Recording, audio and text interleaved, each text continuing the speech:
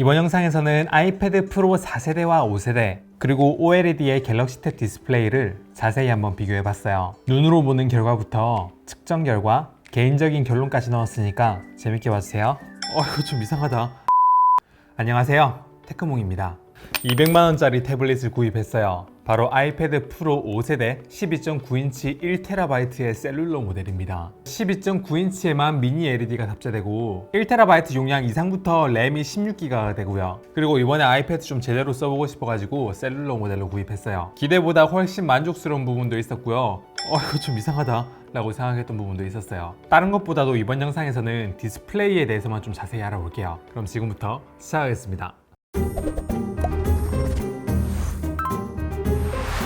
태블릿으로 하는 가장 많은 작업이 제 커뮤니티에서도 투표를 해봤는데 영상이었잖아요. 미니 LED가 탑재되어 있는 아이패드 프로 5세대 12.9인치 모델은 결론부터 말씀드리면 영상에서 진짜 큰 폭으로 향상이 있었습니다. LCD는 원래 백라이트가 부분적으로 켜고 꺼지는 게 안 돼서 검은색으로 표기해야 될 부분에도 불이 켜져 있어서 이렇게 회색으로 표현했잖아요. 하지만 이 제품에 탑재되어 있는 미니 LED는 로컬 디밍 존이라고 해서 해당 존의 백라이트를 켜고 끌 수가 있어가지고 검은색을 진짜 검은색에 가깝게 표현할 수 있게 되었어요. 그리고 같은 조건에서 디스플레이의 대비를 측정해보니까 프로 4세대의 대비가 1300대 1이었는데 5세대가 5배 이상 좋아졌죠. 밝기야 일상적인 환경인 SDR 컨텐츠에서는 전작과 동일하게 500니트에 조금 못 미치는 수준이지만 HDR 컨텐츠에서 최대 밝기가 컨텐츠에 따라서 1600니트까지 올라가서 진짜 디스플레이는 보면 우와 좋다라는 생각이 절로 나옵니다. 사실 밝은 곳에서 보면 원래 좋았어요. 그리고 어두운 곳에서 어두운 컨텐츠를 봤을 때 차이가 되게 극명하게 나옵니다. 근데 이번에 미니 LED가 탑재되면서 대비는 높아지는 대신에 색 정확도가 좀 떨어지면 어떡하나 라는 생각이 좀 들었거든요. 근데 기우였네요.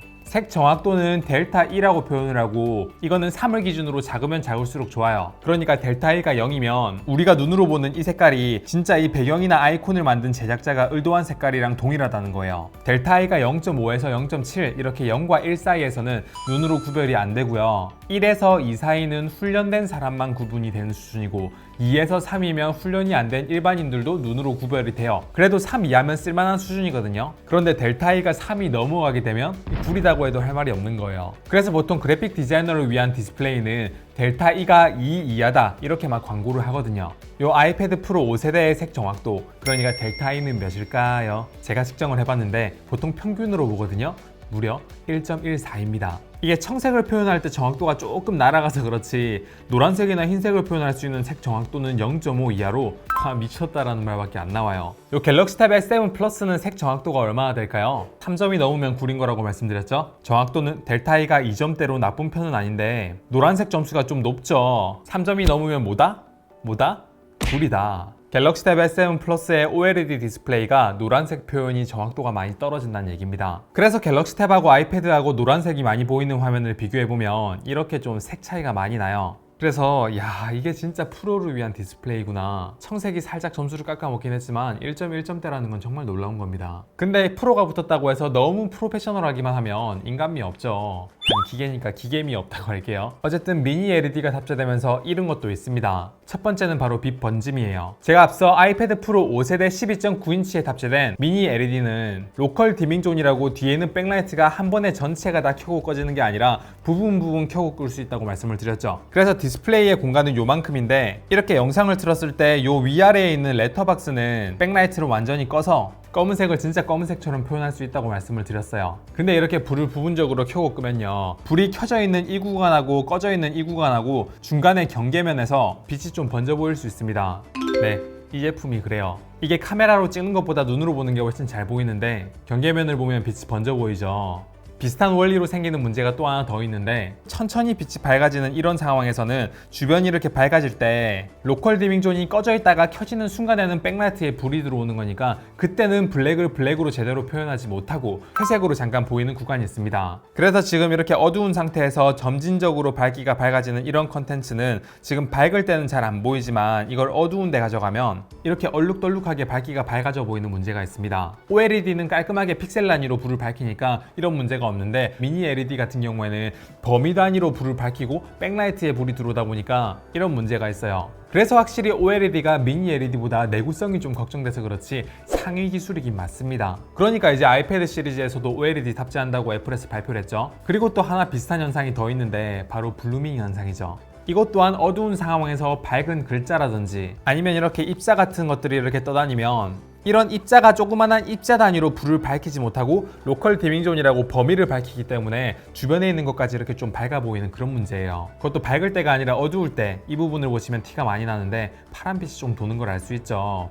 OLED는 이런 거 없습니다. 사실 이렇게 밝은 상황에서 텍스트를 볼 때는 이런 문제가 좀 적고 이런 검은색 배경에 흰색 글자가 있어도 이걸 밝을 때 보면 잘 안 보이거든요. 근데 어두운 곳에서 보면 조금 보이긴 합니다. 그래서 여러분들은 이제 큰일 났어요. 블루밍을 볼 수 있는 눈이 돼버리신 거예요. 그 다음 세 번째는 녹색 테두리 현상인데요. 이건 사실 LCD 디스플레이에서 흔히 볼 수 있는 문제예요. 보통 LCD는 테두리에서 좀 불규칙적으로 색이 좀 어긋나 있다면 미니 LED는 진짜 칼같이 자른 것처럼 이렇게 일정하게 초록색 불이 좀 들어와 있거든요. 그래서 티가 좀 더 많이 나요. 사실 저는 앞서 말씀드린 그런 문제들은 어두운 상황에서 어두운 컨텐츠를 봤을 때 그리고 순간적으로 좀 보이는 거라면 이거는요 거의 항상 보여요.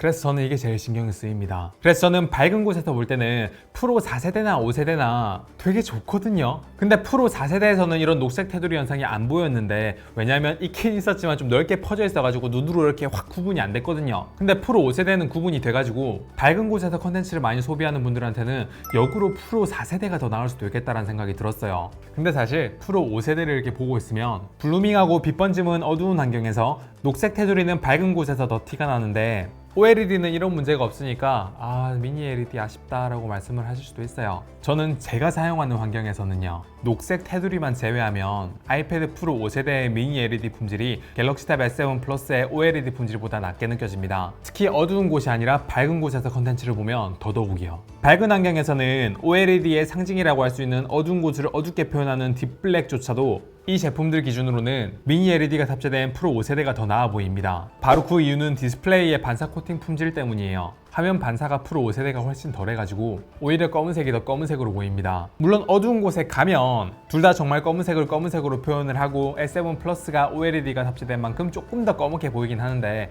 우리 대부분 태블릿을 밝을 때 사용하잖아요. 밝은 곳에서는 빛 번짐, 블루밍 이런 게 전혀 안 보여요. 그리고 색 정확도가 아이패드 프로의 미니 LED가 갤럭시 탭 S7 플러스의 OLED보다 정확하죠. 그리고 미니 LED가 OLED보다 내구성이 더 좋고 밝은 곳에서 사용하게 되면 디스플레이의 최대 밝기도 중요한데 아이패드 프로 5세대가 최대 밝기가 더 밝죠. 그래서 개인적인 취향으로는 OLED, 미니 LED 선택, OLED. 하지만 디스플레이를 놓고 이 두 제품 중에 선택? 그러면 아이패드 프로 5세대가 낫다는 거예요. S7 플러스는 다른 것보다도 화이트 밸런스랑 색 정확도 그리고 녹조 현상을 좀 개선해야 되긴 합니다. 물론 녹조는 좀 많이 개선되긴 했고 어두운 상황에서 특정 밝힐 때 특정 색상에서 그런 문제가 발생하는 거라면 이 녹색 테두리 같은 경우에는 이게 리뷰어다 보니까 되게 많이 신경 쓰이는데 아마 쓰다 보면 신경 안 쓰다 보면 좀 나아지겠죠. 어쨌든 결론적으로 디스플레이만 놓고 봤을 때 아이패드 프로 5세대의 디스플레이는 12.9인치 기준으로 아쉬운 점은 있지만 잘 나왔습니다. 그래서 이걸 12.9인치 말고 11인치에도 좀 넣어줬으면 좋지 않았을까라는 생각이 들긴 드는데 밝은 상황에선 그렇게 차이가 많이 안 나가지고 11인치에 미니 LED 안 넣은 게 무조건 나쁘다고는 할 수는 없을 것 같네요.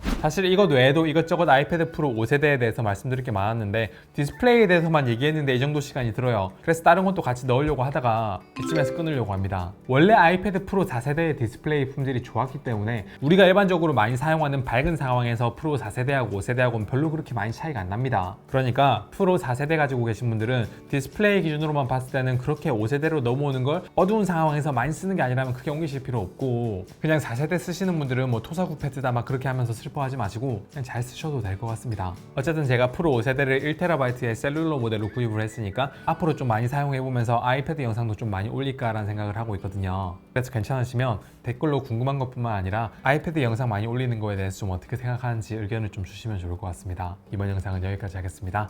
감사합니다. 태코몽이었습니다.